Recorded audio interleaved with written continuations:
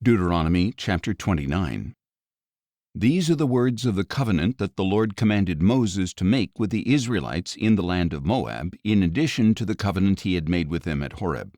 Moses summoned all Israel and proclaimed to them, "You have seen with your own eyes everything the Lord did in Egypt to Pharaoh, to all his officials, and to all his land. You saw with your own eyes the great trials and those miraculous signs and wonders. Yet to this day the Lord has not given you a mind to understand, eyes to see, or ears to hear. For 40 years I led you in the wilderness, yet your clothes and sandals did not wear out.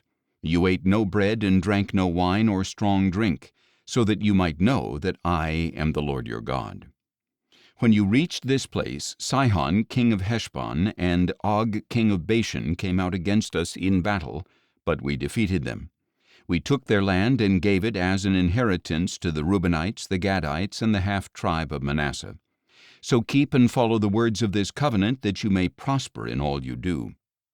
All of you are standing today before the Lord your God, you leaders of tribes, elders, officials, and all the men of Israel, your children and wives, and the foreigners in your camps who cut your wood and draw your water, so that you may enter into the covenant of the Lord your God, which he is making with you today, and into his oath, and so that he may establish you today as his people, and he may be your God as he promised you and as he swore to your fathers, to Abraham, Isaac, and Jacob.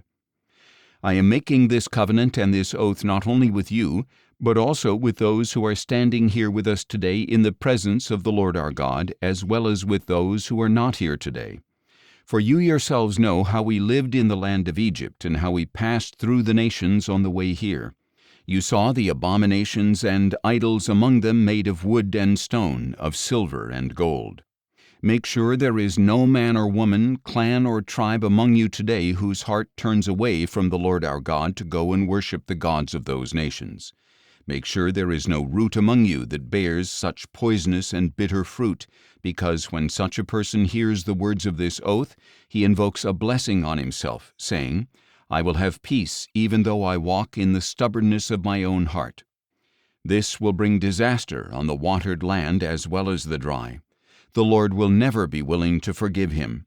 Instead, his anger and jealousy will burn against that man, and every curse written in this book will fall upon him. The Lord will blot out his name from under heaven and single him out from all the tribes of Israel for disaster, according to all the curses of the covenant written in this book of the law. Then the generation to come, your sons who follow you, and the foreigner who comes from a distant land, will see the plagues of the land and the sicknesses the Lord has inflicted on it.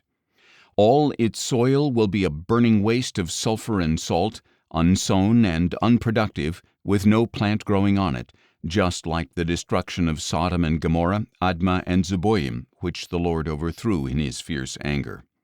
So all the nations will ask, "Why has the Lord done such a thing to this land? Why this great outburst of anger?" And the people will answer, "It is because they abandoned the covenant of the Lord, the God of their fathers, which he made with them when he brought them out of the land of Egypt. They went and served other gods, and they worshipped gods they had not known, gods that the Lord had not given to them. Therefore the anger of the Lord burned against this land, and he brought upon it every curse written in this book. The Lord uprooted them from their land in his anger, rage, and great wrath, and he cast them into another land where they are today.